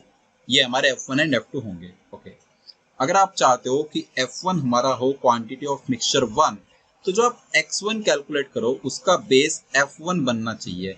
मतलब उसका बेस क्या होना चाहिए क्वांटिटी ऑफ मिक्सचर 1। तो आप इसको ऐसे कह दो कि जो एवरेज मिल्क है मिक्सचर 1 में वो है 3/3 + 2। एवरेज मिल्क इन मिक्सचर 1 3:2 क्या है मिल्क अपॉन वाटर, ये 3/2 है। तो I am saying milk upon total कितना होगा, मिल्क अपॉन टोटल ये तो 3/5 आ जाएगा ना, और जो 3/5 है उसमें 5 क्या है टोटल क्वांटिटी है, वही तो हमें बेस में चाहिए राइट। तो यहाँ पर आप लिखो 3/5। मिक्सचर 1 में जो मिल्क है वो 3/5 है। ऐसे मिक्सचर 2 में मिल्क कितना है 7:3 मीन 7/10, 7/10 है यहाँ पर मिक्सचर 2 में मिल्क राइट। और जब इनको दोनों को मिक्स किया तो उसमें मिल्क कितना है 67:100। रिजल्टेंट क्या है 67 + 33 इज 100/100। बेस्ट है अगर आप इन सभी फ्रैक्शंस को कन्वर्ट कर लो परसेंटेज में, सबसे बेस्ट है राइट। फ्रैक्शंस के साथ कैलकुलेट करो तो थोड़ा कॉम्प्लिकेशंस आ जाएंगे। तो 3/5 को आप क्या कहते हो 60%, 7/10 को कहते हो 70% और 67/100 को कहते हो 67%। आसान होगा। अब आप बता सकते हो एलिगेशन यूज करके 70-67 का डिफरेंस 3 और 60-67 का डिफरेंस 7, तो हमारा आंसर क्या आ जाएगा 3:7 राइट। ठीक है, एक ये तरीका है। इसमें आपने मिल्क अपॉन टोटल निकाला, जैसे मिल्क अपॉन टोटल निकाला वैसे ही आप वाटर अपॉन टोटल निकाल करके ट्राई करना, सेम रिजल्ट आपका आ जाएगा। मिल्क अपॉन टोटल की जगह वाटर अपॉन टोटल अगर आप इसमें करोगे ईच मिक्सचर में और तब उसको मिक्स करोगे और वैसे ही रिजल्टेंट को भी लिखोगे, तो this is your kind of homework. इसको ट्राई करना, 3:7 ही वहां से भी आंसर आपका आ जाएगा। ओके, नेक्स्ट क्वेश्चन है a mixture contains milk and water in the ratio 3:2. After adding 25 liters of water, the ratio of milk and water becomes 2:3. What was the quantity of the original mixture? Okay, एक original mixture है, एक है हमारे पास original mixture alright, एक है जिसमें हमने pure water इसमें ऐड किया, और तब जाकर यहाँ से रिजल्टेंट मिक्सचर हमने बनाया, राइट। ओरिजिनल मिक्सचर में मिल्क कितना परसेंट है? 3:2 मीन्स 3/5 और 3/5, तो यहाँ पर मिल्क है 60%। ओरिजिनल मिक्सचर में 60% मिल्क है। प्योर वाटर में 0% मिल्क है। यहाँ पर तो पूरा 100% क्या है, वाटर ही है, तो इसमें 0% मिल्क आप कह सकते हो। और जो रिजल्टेंट है उसमें मिल्क कितना है? 2/5। 2/5 कितना होगा? 40% मिल्क है। रिजल्टेंट में 40% मिल्क आ गया। अगर आप इनको देखो यहाँ पर रेशियो निकाल कर, 0-40 का डिफरेंस 40 और 60-40 का डिफरेंस कितना है? 20। तो 40:20 मीन्स ये आया 2:1। ओरिजिनल मिक्सचर की क्वांटिटी 2 है और प्योर वाटर की क्वांटिटी 1 है इन टर्म्स ऑफ रेशियो। अब आपको बताया गया है कि जो वाटर आपने ऐड किया वो 25 लीटर्स वाटर ऐड किया, तो जो 1 वाली क्वांटिटी है वो 25 लीटर्स आ गई। अगर 1 की वैल्यू 25 है तो 2 की वैल्यू क्या हो गई? 50 लीटर्स। इसका मतलब क्या है? ओरिजिनल मिक्सचर 50 लीटर्स का था। पूछा गया what was the quantity of the original mixture, तो आंसर आ गया 50 लीटर्स। ये हमारा क्या हो गया? आंसर। ओके। ओरिजिनल मिक्सचर में मिल्क पूछ सकता था, वाटर पूछ सकता था, ओरिजिनल मिक्सचर कंप्लीटली पूछ सकता था। तो मिल्क हो जाता है इसका 60%, वाटर हो जाता है इसका 40%। वैसे करके हम आराम से फिगर आउट कर सकते हैं, राइट। एक ये तरीका है। अब दूसरा तरीका इसका देखो जिसमें हम एलिगेशन का यूज ही नहीं कर रहे, जिसमें हम सिंपल रेशियो का यूज करके इस क्वेश्चन को टैकल कर ले रहे हैं। कैसे करेंगे? सो मिल्क अपॉन वाटर है, मिल्क अपॉन वाटर का रेशियो है 3/2। ये रेशियो चेंज हुआ है किसमें? 2/3 में। रेशियो हमारा चेंज हुआ है 2/3 में। कैसे चेंज हुआ? जब हमने वाटर को ऐड किया इसमें तब ये रेशियो चेंज हुआ। दैट मीन्स हम सिर्फ वाटर को ऐड कर रहे हैं, मिल्क हमारा सेम रहना चाहिए। अगर आप चाहते हो मिल्क सेम रहे तो उसको रेशियो पॉइंट में भी सेम रखो। 3/2 और 2/3 मिल्क दोनों जगह सेम होना चाहिए। इस 3 को मल्टीप्लाई कर दो 2 से, राइट, और इस 2 को मल्टीप्लाई कर दो 3 से, तो उससे क्या होगा? मिल्क सेम रहेगा। तो ये कितना आ गया? 6/4। ये कितना आया? 6/9। चेक कर लो कितना वाटर ऐड किया है। 4 पॉइंट से 9 पॉइंट्स, मतलब 5 रेशियो पॉइंट आपने वाटर इसमें ऐड किया। If 5 ratio point is 25 litres, तो 1 रेशियो पॉइंट कितना आ गया? 5 लीटर्स। 1 रेशियो पॉइंट हो गया 5 लीटर्स। क्या पूछा है? ओरिजिनल मिक्सचर की क्वांटिटी। कितना रेशियो पॉइंट है ओरिजिनल मिक्सचर हमारे पास? ये 6/4 है, तो 6 ratio point plus 4 ratio point, मतलब आपको टोटल 10 रेशियो पॉइंट्स की वैल्यू बतानी है। इफ 1 रेशियो पॉइंट इज 5, तो 10 रेशियो पॉइंट कितना हो गया? 10 5 50 लीटर्स। तो चाहो तो रेशियो के मेथड से भी क्वेश्चन को आंसर कर सकते हो और चाहो तो एलिगेशन से कर सकते हो। ठीक है, दोनों तरीके हैं। ओके, नेक्स्ट क्वेश्चन है, बहुत फेमस क्वेश्चन है, एग्जाम्स में आता रहता है। Fresh mango juice contains 80% water by weight, mango pulpy contains 20% water by weight. How many kilograms of fresh mango juice will be required to prepare 40 kilogram of mango pulp? Okay, ये हमें बताना है। ठीक है, fresh juice contains 80% water by weight. तो जो भी इस टाइप के फ्रूट्स हैं उनमें 2 कंपोनेंट्स होते हैं, एक होता है सॉलिड कंपोनेंट और एक होता है वाटर। सॉलिड कंपोनेंट को हम लोग पल्प कहते हैं और बाकी का वाटर है। तो आप ये कह सकते हो कि जो फ्रेश जूस है, फ्रेश मैंगो जूस, उसमें क्या क्या कंपोनेंट्स हैं? उसमें 80% वाटर है, मीन्स 20% पल्प है, right, and 80% water. Next, mango pulpy contains 20% water by weight. अब जो दूसरा प्रोडक्ट है मैंगो पल्पी, उसमें क्या है? 20% वाटर बाय वेट, मतलब इसमें 80% पल्प होगा, राइट, इसमें 80% pulp and 20% water. How many kilograms of fresh juice will be required to prepare 40 kilograms of mango pulpy? आपको mango pulpy कितना बनाना है? 40 kilograms.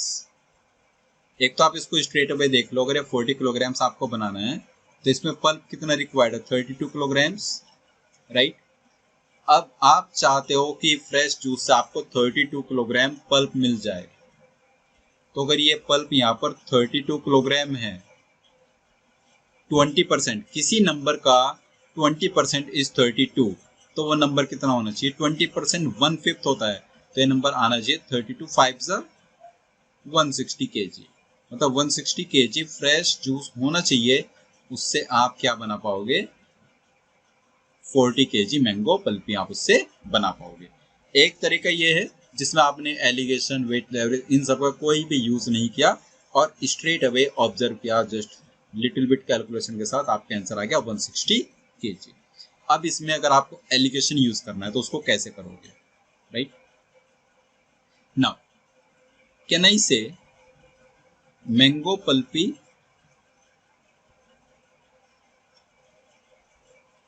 Plus pure water, mango pulpy plus pure water is nothing but fresh juice,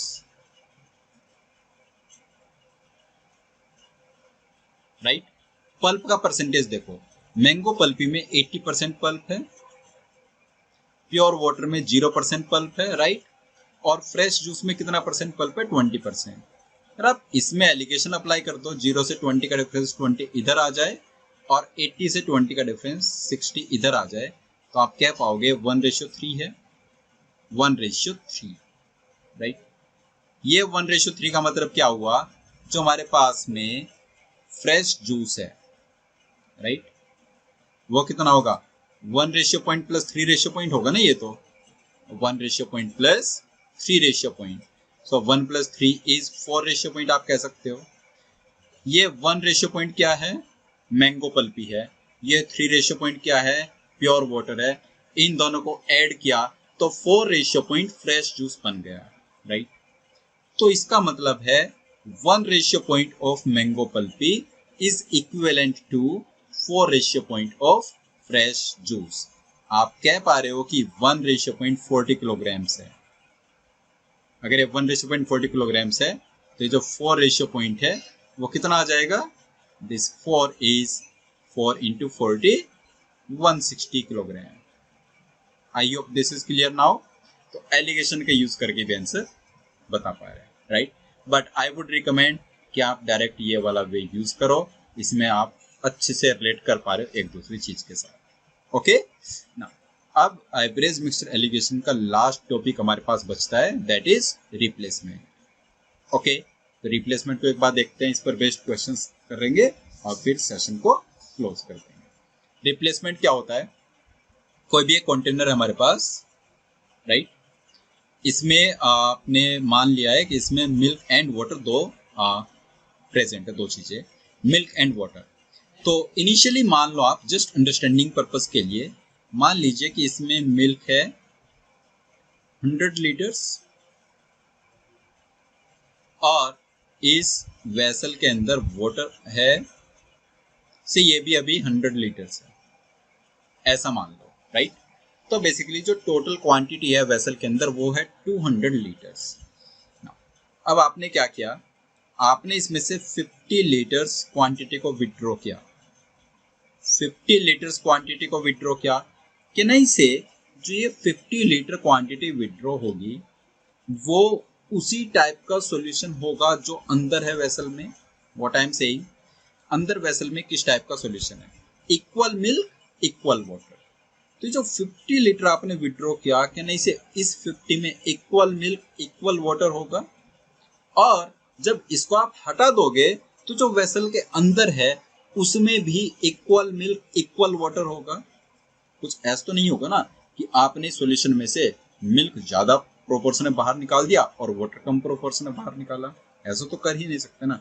same he proportion में वो बाहर आएगा, same ही proportion में वो अंदर रहेगा। अंदर अगर 1:1 में है अभी, तो जब बाहर निकालोगे वो भी 1:1 में जाएगा और जो अंदर बचेगा वो भी 1:1 में ही रहेगा। ठीक है, रेशियो चेंज करके देखते हैं। मैं अब ये कह रहा हूं कि यहाँ पर 100 और 100 की जगह लेट्स से 100 है मिल्क और 400 है वाटर सपोज। तो अब क्या होगा, अंदर 1:4 में है मिल्क एंड वाटर। तो जो 50 लीटर्स आपने बाहर निकाला इसमें मिल्क एंड वाटर ये भी 1:4 में ही रहेंगे, बोल सकते हैं ऐसा। और जो अंदर हमारे पास सॉल्यूशन बचेगा वो भी 1:4 में ही बचेगा। दैट मीन्स ये जो कंपोनेंट का रेशियो है वो ऐसे उसमें से क्वांटिटी विड्रॉ करने से वो रेशियो हमारा चेंज नहीं होता।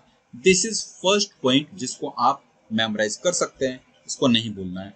जब भी आप ऐसे किसी वेसल में से कुछ भी क्वांटिटी विड्रॉ कर रहे हो तो उसमें जो कंपोनेंट्स प्रेजेंट हैं उनका रेशियो आप चेंज नहीं कर पाएंगे। Alright, this is first point. अब बात करते हैं ये जो 50 लीटर है, अगर इस 50 लीटर की बात करें, क्या नहीं से ये 50 लीटर है हमारे पास 1/10, मतलब आपने पूरे वेसल का 1/10 कंपोनेंट विड्रॉ कर दिया है, यही तो कह रहे हो ना आप। 50 litres out of 500 litres, 100 litre milk था, 400 लीटर वाटर था, 100 प्लस 400 इज 500। तो आपने जो 50 लीटर विड्रॉ किया आउट ऑफ 500 विड्रॉ किया, 1/10 आपने विड्रॉ किया है, राइट। जो 1/10 आपने निकाला, अगर आप 1/10 सॉल्यूशन निकाल रहे हो, क्या नहीं से आप 1/10 ईच कंपोनेंट निकाल रहे हो। कैसे कह पा रहे ये चीज, ये बताओ। अगर आप यहाँ पर 50 की जगह 250 लीटर्स निकालते हैं, राइट, मीन्स अगर आप आधा कंपोनेंट बाहर निकाल देते हैं, half, let's say half component आप बाहर निकाल देते हैं, हाफ सॉल्यूशन को, राइट, और यू कैन से आपने इस वेसल को हाफ में से कट कर दिया।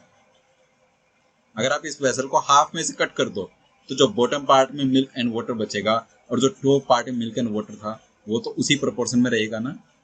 हाफ आपने कट किया, बेसिकली आपने हाफ मिल्क हटा दिया, आपने हाफ वाटर हटा दिया, ये तो बोल रहे हो ना। तो अब ऊपर मिल्क बचा 50, वाटर बचा 200 और नीचे मिल्क बचा 50, वाटर बचा 200। ऐसी तो होगा ना। तो 100 मिल्क था, 50 चले गया, 50 बचा, 400 वाटर था उसका हाफ, 200 चले गया, 200 बचा। अगर ये चीज हाफ के लिए आप कह पा रहे हो तो 1/10 के लिए तो कह सकते हो ना। 1/10 के लिए 1/10 कोई क्वांटिटी 1/10 बाहर चली गई है तो उसका 9/10 बचेगी, राइट। तो अब आप क्या पाओगे, आफ्टर दिस थिंग मिल्क कितना बचेगा वेसल में, milk will be, initial milk कितना है 100 है, उसमें से कितना बाहर चलेगा 1/10, 100 माइनस 1/10 ऑफ 100, ये मिल्क बचेगा, right, which is you can से 100 इंटू 1 माइनस 1/10। वैसे 90 बच रहा है अभी, लेकिन मैं इसको जानबूझकर 100 इंटू 1 माइनस 1/10 लिख रहा हूं आगे की अंडरस्टैंडिंग के लिए। अब क्या हुआ नेक्स्ट, राइट, 50 लीटर आपने यहां से विड्रॉ कर दिया सॉल्यूशन और उसको रिप्लेस कर दिया 50 लीटर वाटर के साथ। ने इसी सॉल्यूशन में 50 लीटर वाटर यहाँ पर ऐड कर दिया। तो इससे क्या हुआ, टोटल क्वांटिटी चेंज ही नहीं हुई। जो हमारे पास टोटल सॉल्यूशन है वेसल के अंदर वो 500 लीटर ही रहा, लेकिन मिल्क और वाटर का प्रोपोर्शन चेंज हो गया क्योंकि आपने पूरे सॉल्यूशन को बाहर निकाला लेकिन सिर्फ वाटर को इनपुट किया, राइट।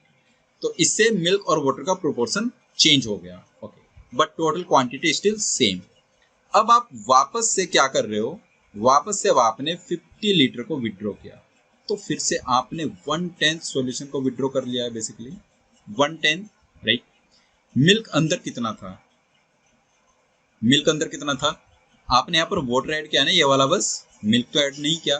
तो मिल्क अंदर कितना था, ये वाली क्वांटिटी है जो कि अब मिल्क की है अंदर वेसल में, right.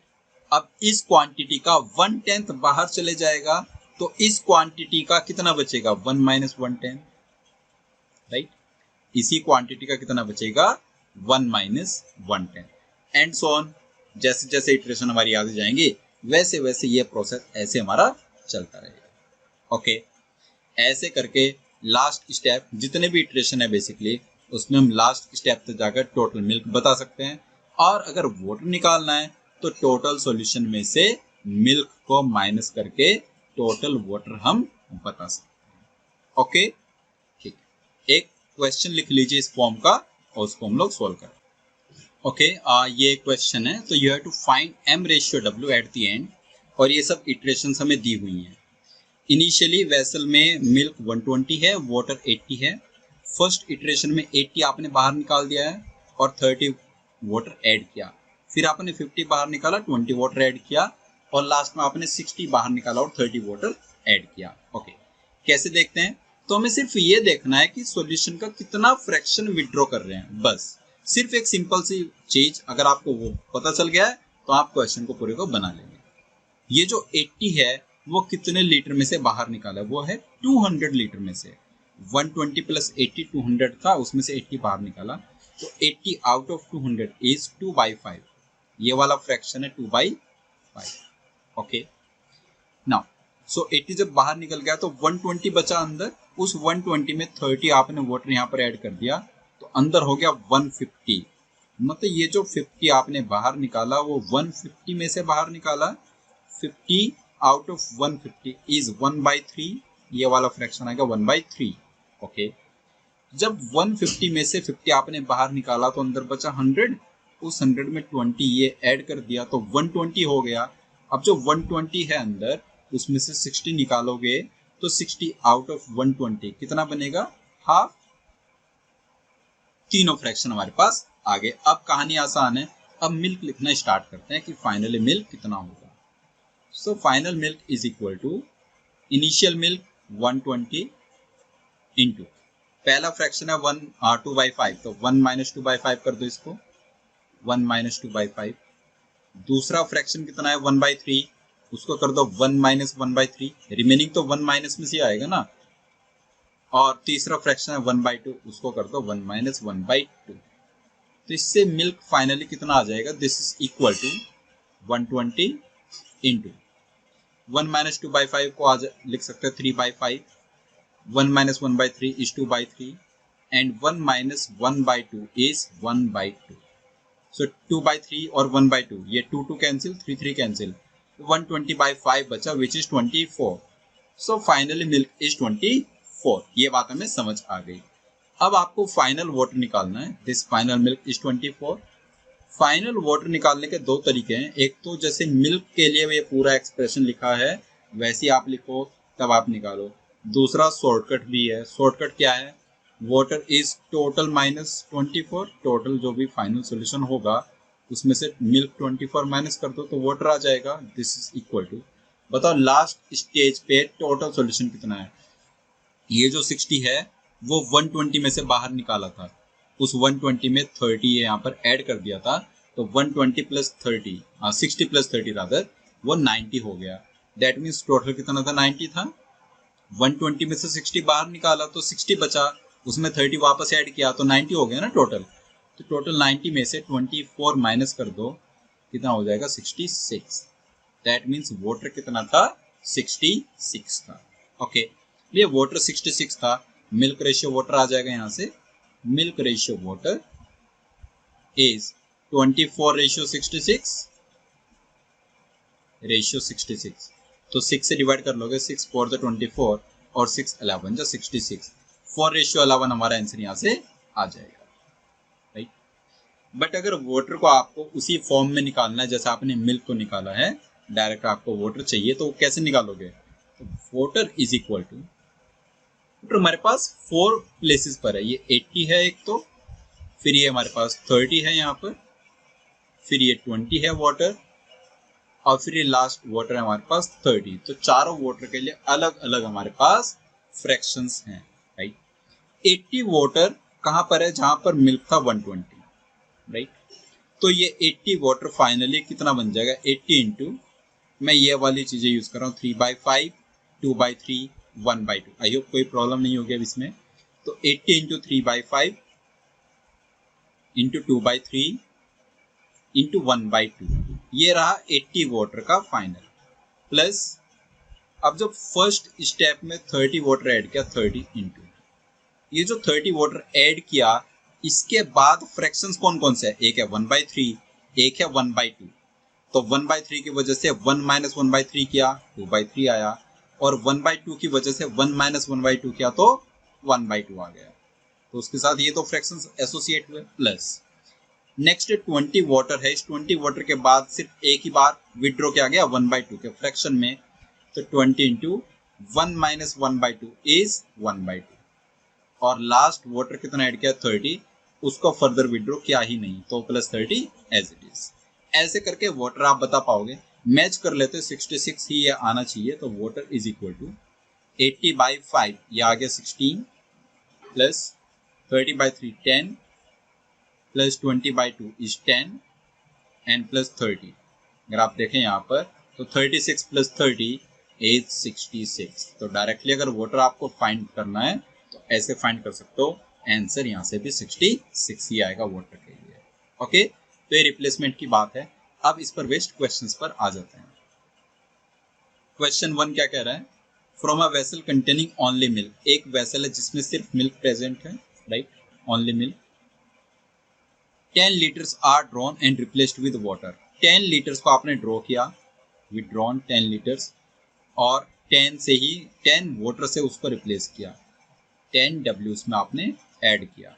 Okay, then 10 litres of the mixture is now taken out and replaced with water again, वापस 10 लीटर मिक्सचर आपने विड्रॉ किया और उसको 10 लीटर वाटर से रिप्लेस किया। Okay, litre water. अब ये कह रहे हैं the ratio of milk to water now is 25:24। इस स्टेज में मतलब finally milk ratio water is 25:24। How many litres of milk was there initially, मान लो जो इनिशियली प्योर मिल्क ही है इसमें वेसल में, तो इनिशियली जो इसमें मिल्क था वो था m, इनिशियली जो मिल्क था इसमें m था। ओके, ठीक है, ये जो 10 आपने विड्रॉ किया वो 10 किस फ्रैक्शन में विड्रॉ किया, हमें तो विड्रॉल का फ्रैक्शन सिर्फ रिक्वायर्ड होता है, बाकी क्वेश्चन हम आराम से बना लेते हैं। तो जो 10 विड्रॉ किया वो किस फ्रैक्शन में विड्रॉ किया, 10/m के फ्रैक्शन में, 10 हमने आउट किया आउट ऑफ m। ओके, ये 10 बाहर गया और 10 वाटर अंदर आ गया, तो वापस से m लीटर्स क्वांटिटी हो गई मिक्सचर की। ठीक है, तो वापस जब ये 10 विड्रॉ कर रहे हो तो m में से ही कर रहे हो, तो ये फ्रैक्शन में कितना होगा 10/m, राइट। ओके, अगर मैं आपसे पूछूं कि फाइनल मिल्क कितना है, फाइनल मिल्क, फाइनल मिल्क आप बताओगे initial milk m, right, into 1 minus 10/m,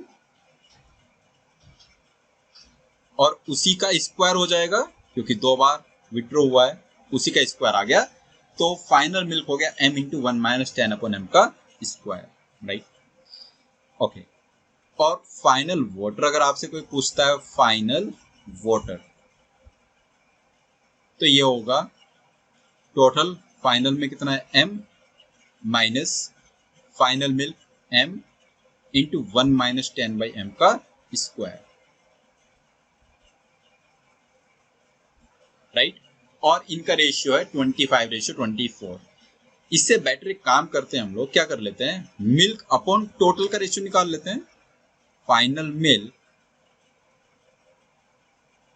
upon total का सॉल्यूशन निकाल लेते हैं, टोटल का ratio, final milk upon total का रेशियो आएगा 25/25 प्लस 24, 5 प्लस 24, तो फाइनल मिल्क अपॉन टोटल आ गया 25/49, राइट, सिंपल है। ओके, फाइनल मिल्क है कितना हमारे पास, m इंटू 1 माइनस 10/m का square, m into 1 minus 10/m का स्क्वायर है, और जो टोटल है फाइनली वो कितना है m है, ये आ रहा है 25/49, m से m कैंसिल, तो 1 माइनस 10/m कितना आ जाएगा, 1 माइनस 10/m, 25/49 का स्क्वायर रूट 5/7, तो आप कह पाओगे 10/m is 3/7,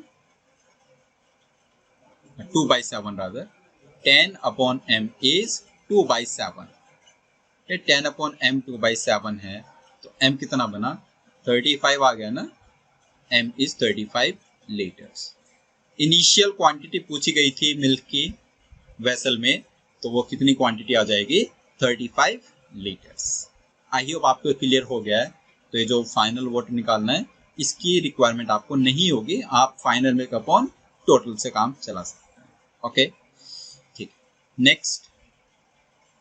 नेक्स्ट क्वेश्चन क्या कह रहा है, a vessel contains 2.5 litres of water and 10 litres of milk, 20% of the contents of the vessel are removed. Okay. To the remaining contents, a certain quantity of water is added to reverse the ratio of water and milk. A certain quantity of milk is added again to reverse the ratio of water and milk. Find the quantity of milk added. आसान सवाल है, question की language को समझो और उसको ध्यान से फिर आंसर करते हैं। सो आप कह सकते हो जब 20% कंटेंट्स को वेसल से विड्रॉ किया तो वेसल के अंदर मिल्क एंड वाटर जिस कंपोजिशन में थे उस कंपोजिशन को आप चेंज नहीं कर पाए, राइट। ये अभी हम डिस्कस कर भी रहे थे। तो जब 20% कंटेंट्स को निकाल देंगे, रिमूव कर देंगे वेसल से, तो वाटर एंड मिल्क का जो रेशियो है वो सेम रहेगा, बस उनकी क्वांटिटी कम हो जाएगी क्योंकि उनकी क्वांटिटी 20% से आप रिमूव कर रहे हो, राइट। तो अब आप कह पाओगे मिल्क अपॉन वाटर, जब 20% रिमूव कर दिया है, मिल्क 20% रिमूव करोगे तो कितना बचेगा, 10 लीटर्स मिल्क में से 20% मिल्क आपने रिमूव किया तो 8 लीटर्स मिल्क बचा। 2.5 लीटर्स वाटर में से 20% वाटर आपने रिमूव किया तो 2 लीटर्स वाटर बचा। तो मिल्क अपॉन वाटर 8/2 मतलब 4/1 के रेशियो में है, 4/1 के रेशियो में, राइट। ये मिल्क है हमारे पास 8 लीटर्स और ये वाटर है हमारे पास 2 लीटर्स। ये स्टोरी अभी तक की। अब क्या हुआ, अब आपने इसमें एक certain quantity of water add किया, a certain quantity of water is added, और इससे इस रेशियो को रिवर्स किया। आप 4/1 को रिवर्स करना चाहते हो तो रिवर्स होगा 1/4 में, और रिवर्स कैसे कर रहे हो, ओनली बाय एडिंग वाटर। जब सिर्फ आप वाटर ऐड कर रहे हो तो मिल्क का रेशियो पॉइंट क्यों चेंज हो रहा है, उसको तो सेम रखना चाहिए ना। तो 4/1 है 1/4, यहाँ पर 4 रेशियो पॉइंट दिख रहा है, यहाँ पर 1 रेशियो पॉइंट, दोनों को बराबर बना दे। दोनों को बराबर बनाने के लिए क्या करना पड़ेगा, इसको 4 से मल्टीप्लाई करना पड़ेगा और इसको 4 से मल्टीप्लाई करना पड़ेगा। तो ये रेशियो आ गया 1/4 = 4, 4/4 = 16। अब आप कह पा रहे हो कि इसमें आपने कितना वाटर ऐड किया है, 15 रेशियो पॉइंट्स वाटर ऐड किया तो रेशियो रिवर्स हो गया। ओके, ये पहली कहानी। अब उसके बाद क्या हुआ, इस रेशियो को वापस रिवर्स किया by adding quantity of milk. अब आपने सिर्फ मिल्क ऐड किया और रेशियो को वापस रिवर्स किया, 4/16 को आपने कर दिया 16/4, वही तो रिवर्स हुआ ना, 16/4 आपने कर दिया। मिल्क आपने ऐड किया, वाटर आपने ऐड नहीं किया, तो वाटर 4 रेशियो पॉइंट कैसे बचा, वो तो सेम होना चाहिए। तो उसके लिए इस रेशियो को मल्टीप्लाई कर दो 4 से, सो दैट वाटर इसमें सेम रहे। तो 16/4 = 64 एंड 4/4 = 16। अब आप देख पा रहे हो मिल्क दोनों जगह पर चेंज हो गया है, लेकिन वाटर 16 ही है, वही तो कंडीशन थी। अब क्या हुआ, कितना मिल्क आपने यहाँ पर ऐड किया, 4 से 64 का मतलब है 60 रेशियो पॉइंट्स आपने मिल्क यहाँ पर ऐड किया है। आई होप ये क्लियर हुआ। अब क्वेश्चन पूछा गया, find the quantity of milk added in litres. आपको 60 रेशियो पॉइंट्स बताना है। आप क्या जानते हो, 1 रेशियो पॉइंट, 1 रेशियो पॉइंट कितना है, 2 लीटर्स है। If 1 ratio point is 2 litres तो 60 रेशियो पॉइंट कितना आ गया, 120 लीटर्स आवर आंसर। ओके, ये क्वेश्चन है, आराम से हम आंसर कर सकते हैं। अगर इससे प्रीवियस स्टेप में वाटर जो ऐड किया था उसकी बात की जाए तो वो 30 लीटर्स वाटर ऐड होता। 15 ratio point is equivalent to 30 litres. Okay, तो जस्ट रेशियो पॉइंट की हेल्प से क्वेश्चन को हम आंसर आराम से कर सकते हैं। ओके, आई होप आपको एवरेज मिक्सर एलिगेशन पूरा समझ आ गया है। किसी को कोई भी डाउट है तो कमेंट बॉक्स में आप अपना डाउट टाइप कर सकते हैं। ओके, नेक्स्ट वीडियो में मिलेंगे और कोई और वहाँ पर हम लोग टॉपिक डिस्कस करेंगे, राइट। तो तब तक के लिए बाय बाय।